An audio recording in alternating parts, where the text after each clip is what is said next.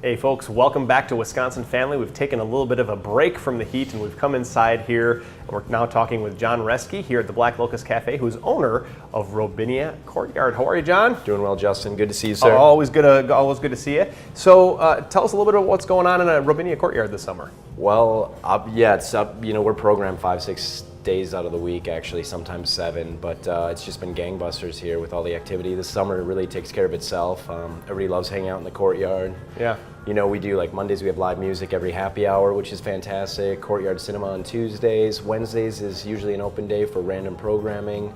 Thursdays is Latin Jazz Night, where we have up to 150, 200 people dancing in the courtyard. Wow. Dance lessons from 8 to 9.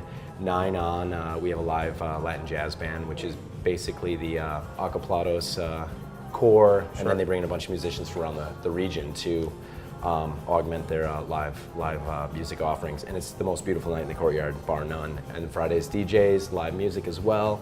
All the Saturdays are programmed with random events. We've got some weddings coming up in August, which we're excited about.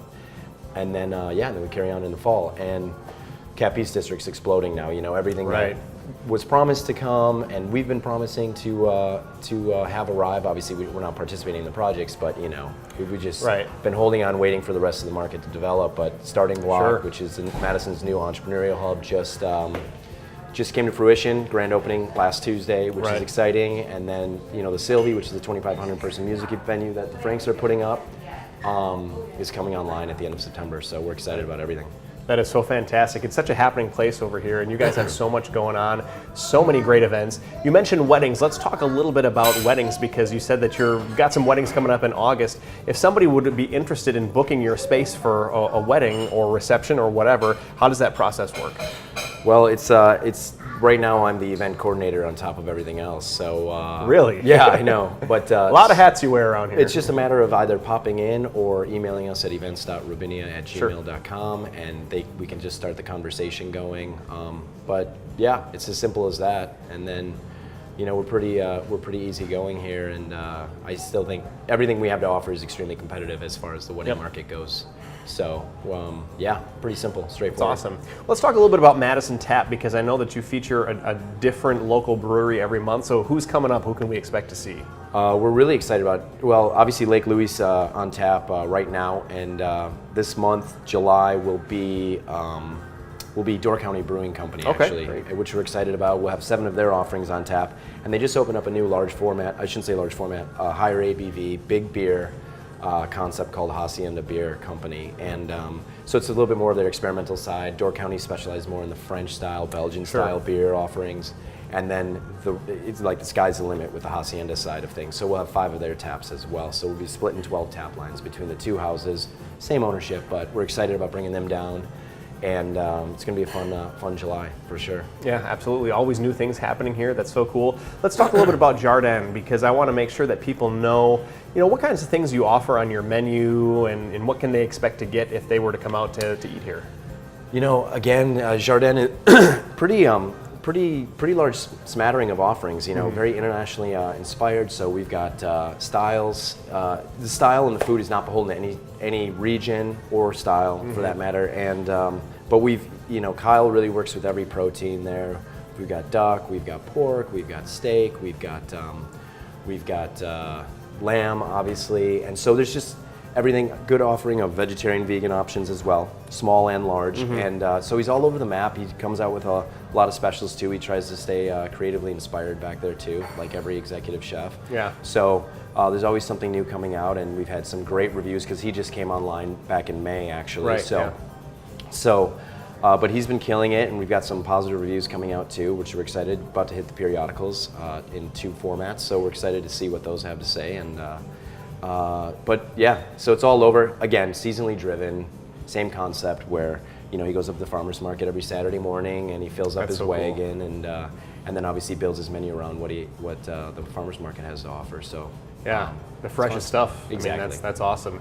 Now, do people typically, would you consider Jardin to be sort of upscale then? I mean, is it something where you'd want to get a babysitter for the kids? No, it's family friendly. It's okay, elevated. It's elevated. You know, our price points don't really go beyond the upper 20s. Most of them are hovering in the lower 20s too. And ambiance is very laid back, but presentation is on point.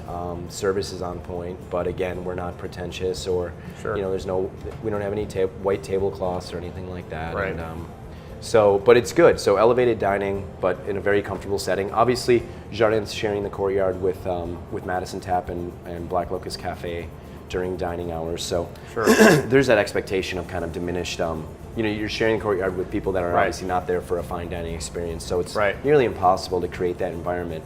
Although you get to share a beautiful courtyard and it is set back. So. And the food's great, so who cares? Yeah, exactly. The food speaks for itself, as does the service. So. Right. We have just over a minute left, but since we're standing here in the Black Locust Cafe, let's talk a little bit about what some things that are going on here. What do you have to offer? Well, it's exciting. We actually have a new menu that we've streamlined and updated as well, and we've really upped our crepe game too, which is great. We brought on. You already had some great crepes to. And we did. But we've got now we're just doing a seasonal sweet and savory as well to augment our crepe selection, which is great. And it's more in the traditional style of the offering with the egg in the center for the savory, whatever the offerings might be inside that crepe for the day or week. But stepped our crepe game up, streamlined some of the offerings because obviously Jardin's going to be serving. Brunch and lunch down the road here. So we're ramping up, trying to streamline the kitchen because it's going to need to prepare itself to share its side with Jardin's offerings as well. So we're excited about it. We've had some great reviews too, or great feedback on the new menu as well. But we really haven't strayed too far from what we were doing already for the last 2 years. So but things are going well, and you serve True Coffee Roasters here, which is local. They've been great partners to us. So awesome. We'll be carrying them forever, and people love their coffee. So that's solid. Fantastic. Well, John Oreski, thank you so much for having us here. We always enjoy coming here, and I'm glad we got a chance to catch up today behind the coffee bar. So that's all for here on Wisconsin Family. From all of us here on Wisconsin Family, we'll see you next time.